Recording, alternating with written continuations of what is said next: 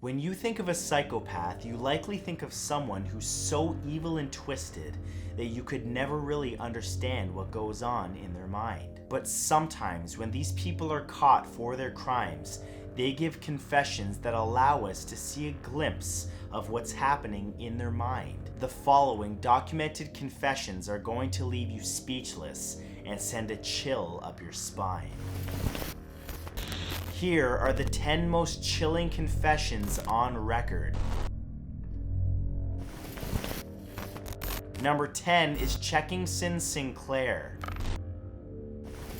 Some confessions are chilling because of the emotionless, nonchalant way that they're given. When someone confesses to a murder, for example, you would expect the murderer to be grief-stricken or overly emotional about taking a life, especially if it's the life of someone that they loved. However, in the case of Checkingson Sinclair, his confession was given over the phone in a morbid, dispassionate voice to a police operator. Just 3 hours after shooting his pregnant wife, he calmly spoke to the operator, telling her that he had shot his wife because she came at him with a knife. Why did you do this? We got into an argument and she came at me with the knife. He also told the operator that this was not an isolated incident and that the couple physically fought often. Do you fight often? Yes, we have fought. We do fight often. His calm demeanor when phoning the police remains a frightening reminder of just how cold-blooded a murderer can really be. Number 9 is Elizabeth Wetlaufer.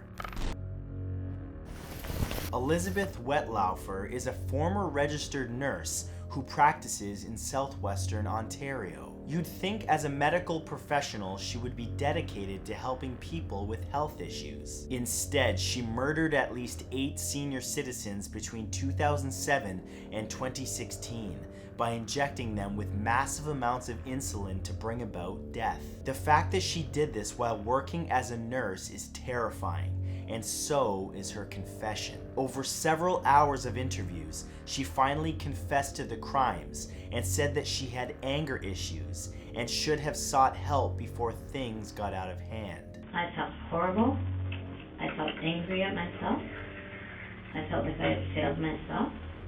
I felt like God had failed me. Towards the end of her confession, she's asked by a police interrogator what she would say to the victims' families. Elizabeth simply shook her head and said, "Sorry isn't enough."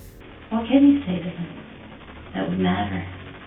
I'm sorry isn't enough. Number 8 is Zachary Davis. On August 20th, 2012, Tennessee man Zachary Davis took a sledgehammer and brutally murdered his mother. He then laughed about his crime and tried to set his house on fire with his brother inside. Zachary's twisted mind was laid bare when he was interviewed on television by Dr. Phil. No matter what you think about the ethics behind such a program, the episode contains Zachary's chilling descriptions of his crimes. In a low, gruff voice, Zachary attempted to justify the killing of his mother by claiming that she was not looking after her family after the death of her husband. She wasn't taking care of my family. Meaning you and your brother? Yeah. Zachary then proceeded to describe how the voice of his dead father had told him to kill. During the confession, Zachary tries to maintain a solemn facade, but his mask slips several times and he laughs as he talks about his hideous crime. Number 7 is Fred West. Fred West is one of the most notorious serial killers in British history. So much so that his name is almost as infamous in the UK as Jack Ripper himself. Between 1967 and 1987, he committed at least 12 murders, and some believe he may have had more victims than that. Along with his accomplice, wife Rosemary West, he preyed on vulnerable people and covered up their deaths by burying their remains. When he was finally caught in 1994, he gave a chilling confession. In it, he tried to be friendly with the interviewing officer and talked as though all the deaths were accidental. He went as far as to say no one went through hell. Yeah, see, you even got the killing wrong. You're trying to make out I just went out and blatantly killed somebody. No, nobody went through hell. But the truth behind his crimes is that his victims indeed did go through hell before the end. Fred West then took his own life while in custody. Number 6 is Trey Sessler.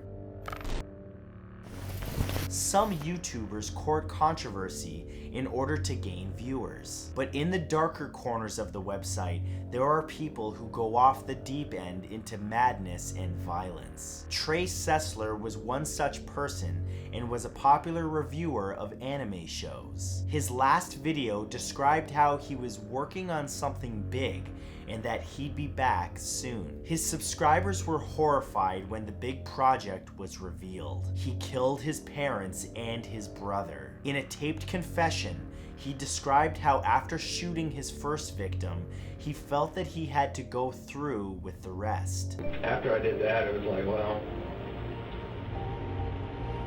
I'm already committed, really. He had planned to carry out a school shooting in order to be famous. That was the reason for his crimes. In Sessler's warped mind, he didn't want his family to go through the pain of knowing that their son was a school shooter. So his solution was to take their lives first. Number 5 is Steve Sanderson. Steve Sanderson does not believe he's a good person, and there are more than a few hints of that in his confession. The reason there is so much debate surrounding Sanderson is that he murdered a convicted child molester in prison when he found out why he was there. During Sanderson's confession, he spoke matter-of-factly about how he killed his cellmate with his own shoelaces. I took the shoelaces out of his shoes, tied them together, wrapped it around his neck, and strangled him.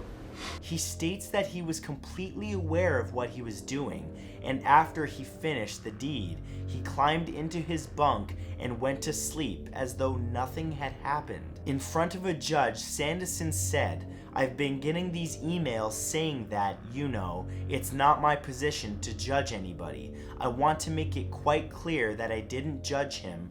I know God is the only judge we have. I just set up the appointment." Number 4 is Nicholas Cruz. Nicholas Cruz committed one of the worst school shootings in US history in February of 2018. His confession makes for difficult viewing. When the interviewer leaves the room, Cruz puts his fingers to his head like a gun and then starts asking either himself or a hallucination to kill him. When asked about the voices later, Cruz says that they tell him to burn, kill, and destroy. When the interviewer asks, burn, kill, and destroy what? Cruz replies, everything. Burn, kill, destroy, Okay, burn, kill, destroy what? anything. In another heartbreaking part of the video, Cruz's brother comes into the room and tries to figure out what went wrong with him and why he did what he did. It's difficult to watch the video and not wonder if the shooting could have been avoided. If only someone had interviewed before Cruz became a twisted mass murderer. Number 3 is Edmund Kemper. In the early 1960s, at the age of just 15, Edmund Kemper murdered his grandparents. After convincing psychiatrists that he was cured of any mental problems, he was released at 21 years old. He went on to become a serial killer and killed at least 8 more people before handing himself in after murdering his own mother. In an interview in the 1970s, he gave a chilling confession where he talked about his violent crimes. And then a month later, I'm up living with my grandparents in the mountains, and 10 months later, I murdered them. He justified keeping the heads of his victims and talking to them because Vikings used to keep parts of their enemies. He even describes the practice as part of our heritage. In another segment, he talks about how he went off the deep end. I'm an American, and I went off the deep end. Looking at Edmund's crimes, he was clearly the product of an abusive past, one which ended with him murdering his abuser and handing himself in to the law. Number 2 is Richard Kuklinski.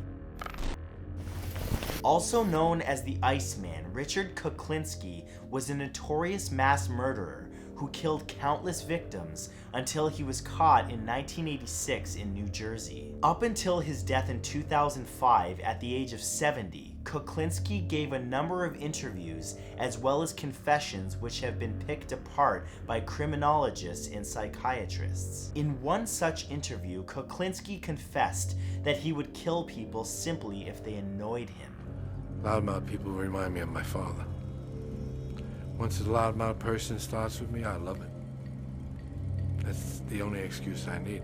In one instance, he talked about wanting to see if a crossbow would be an effective murder weapon, so he tried it out on an innocent bystander. The psychiatrist who was interviewing him at the time then informed Kuklinski that his disturbed mind was born out of a hateful family. Kuklinski replied that hate was all he had left, and so he had finally come full circle and could die. And number 1 is Diane Stoute. Diane Stoute's confession is one of the most shocking ever recorded. Interviewed at the Springfield Police Station in South Missouri, investigators first became suspicious when Diane's daughter fell ill in 2013. She was suffering from massive organ failure, but what made investigators suspicious was that both her husband and her son had died suddenly the previous year. As the interview progressed, Diane finally confessed to an unthinkable crime. She had been poisoning her entire family with antifreeze. I knew they were drinking antifreeze. And all because she felt trapped in her life. But instead of divorcing her husband and getting some space, she decided to kill those closest to her, all because she felt they were a burden. In a shocking revelation, Diane's other daughter then confessed to being an accomplice to these horrific crimes. When were you guys gonna kill Brianna? Sometime after Sarah.